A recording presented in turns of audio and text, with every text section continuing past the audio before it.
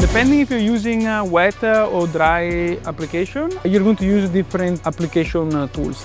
If you're doing wet, you're going to have a slip solution and a tack solution. A slip solution is a solution you're going to create using our soap.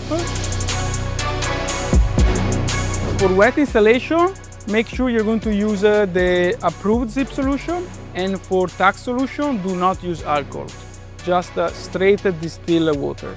For dry installation, make sure to use our tack reducer.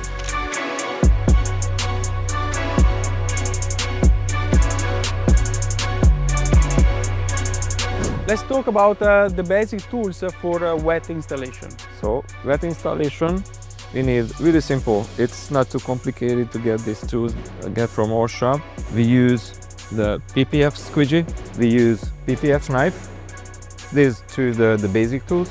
We recommend to use regular squeegee as well, the backing tape cutter, tweezers, and you can use little tucking tools if you want when you get to the corners, and we have the real torch. So these are the tools, basic tools that we use on wet install. For dry install, our tools a little bit different. So we use regular squeegee, so we are not using the regular PPF wet install, but wet squeegee. That's the only thing what we don't use. Everything else is we use on dry install as well.